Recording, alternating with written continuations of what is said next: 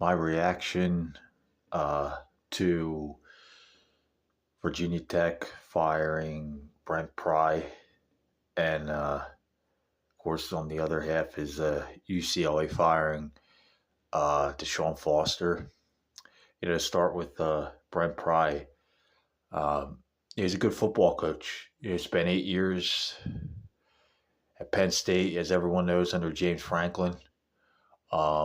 Really was a guy who, when he was hired 4 years ago, the plan was for him to restore so-called Beamer Bowl, right? As everyone knows famously, and all the success the icon Frank Beamer had in 30 years as the head football coach at Virginia Tech, and he won a ton of games, won a lot of bowl games, had a ton of success.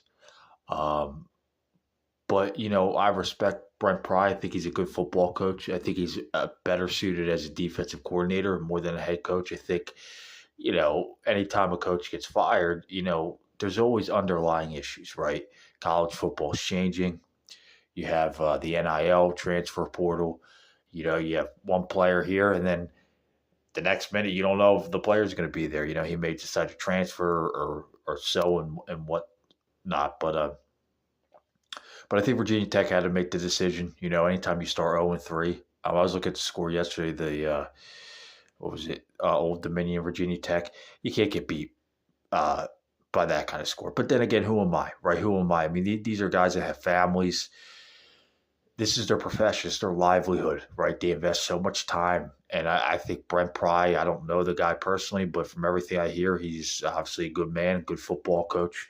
And he's going to have a lot of opportunities to be at some big time schools, and be the defensive coordinator. And I think he's going to have a ton of success in his future, no doubt. But Virginia Tech, for their next candidate, they need to find a football coach who understands Virginia Tech, who understands that part, starting at the high school level, right? I'm big on high school recruiting. If you're going to build a program and a successful program, it all starts at the high school level. I know we have NIL, we have transfer portal. That's all well and good. But you got to start at the high school level. And that's how you really build a true foundation and a true culture and sustain success year after year after year. There's only so much you could do in the transfer portal, right? If you're going to fill in depth and gaps, and you may be only whatever, you may be thin on the defensive line, maybe add a couple more guys, whatever. But you can't always build a program through the transfer portal, right?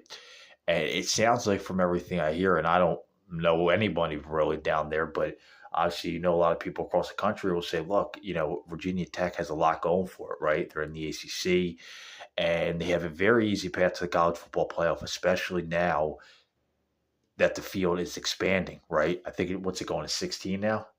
I could be wrong, 16. Um, so if you're, an outsider looking at it, you're going, wow, okay, this may be a chance.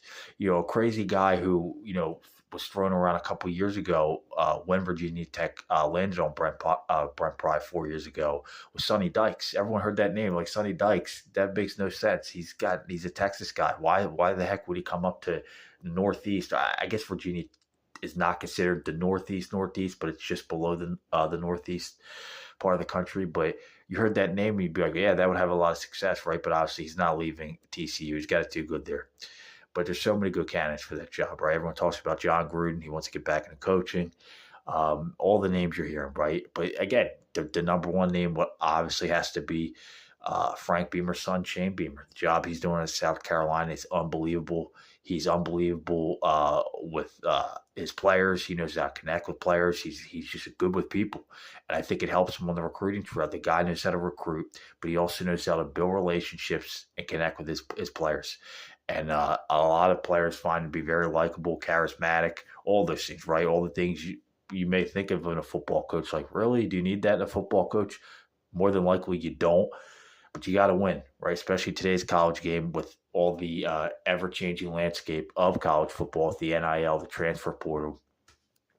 So I think a guy like Shane Beamer, right, that would have to be the option. But that's not my decision, right? They have an AD. What Babcock's the AD there? So that's obviously his choice and the search committee and what they decide to land on. But look, Virginia Tech has a lot of success.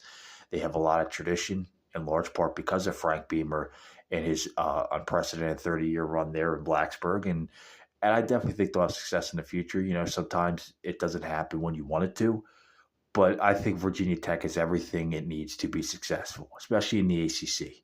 When you have Clemson struggling, Florida State looks very good this year, but Clemson, is not doing so hot right now. So at the end of the day, the ACC is wide open. There's so many moving parts in the ACC. So if you're an outside coach looking at that job, you find that very appealing. You're like, okay, wow, you have a chance to not only succeed, but potentially get to a college football playoff and earn one of those at-large spots in a power conference, or I guess they call it Power Four now.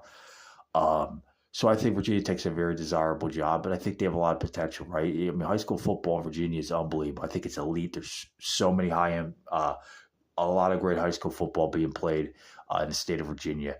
And obviously, you're not going to be short of talent at the high school level when you're going into these high schools and trying to recruit these kids and trying to sell Virginia Tech. You think of Michael Vick in '99, and all the success. We know how famous Michael Vick is, and it shows you they've had some big time players. They've had really, really big time players, a lot of success. They've had undefeated seasons. I think they've been in BCS bowl games. So Frank Beamer proved it year after year it can be done, and it can, and I think it will be done again.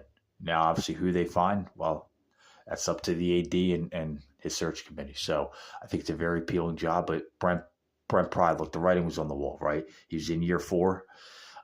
You never want to call a head football coach a lame duck coach, but, on the back half of that contract, it's you got to deliver, right? You're in a win now business, no questions asked. You got to develop your players, but you got to win.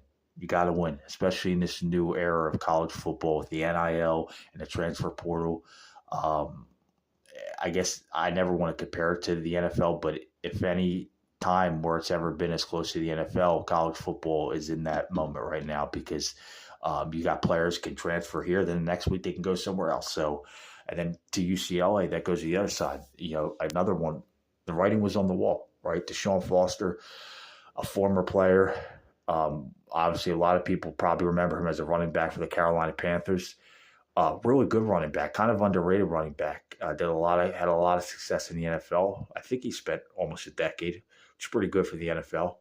I thought he was a very accomplished NFL running back, but had some assistant jobs, and then I believe he was on Chip Kelly's staff, and he ended up getting the job.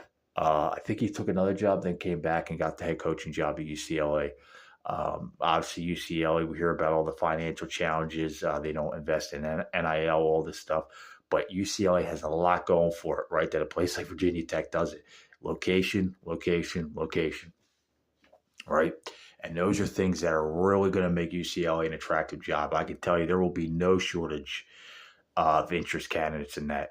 You look at the guys like Dan Mullen. Again, we're hearing guys like PJ Fleck. Just so many guys, proven names, but it's California, it's Hollywood, it's LA, it's beaches, it's sunshine, it's this and that. But you can win at UCLA. You're in one of the best high school football states in the country, in California. You have so many players to choose from. There's no reason why UCLA can't succeed. The only thing working against them is they're in the Big Ten, right? I really don't believe USC or UCLA should be in the Big Ten, right? I don't think that's to their advantage because they're going to have to recruit against Big Ten schools, right? And from a geographical perspective, it's really not to their advantage, right? I think USC obviously is a little bit further along because they invest way more in their program, way more in their NIL, way more in their head coach, Lincoln Riley, and it's the tradition and the allure of USC, right? USC stands on merit. They don't need nobodies like me saying behind the phone, USC's this, that. No, nobody cares what I think. Everybody knows USC is a powerhouse. Reggie Bush, Matt Leinart, all these guys. Just go down the list. O.J. Simpson, the 70s, whatever. All these guys, right? All the elite players.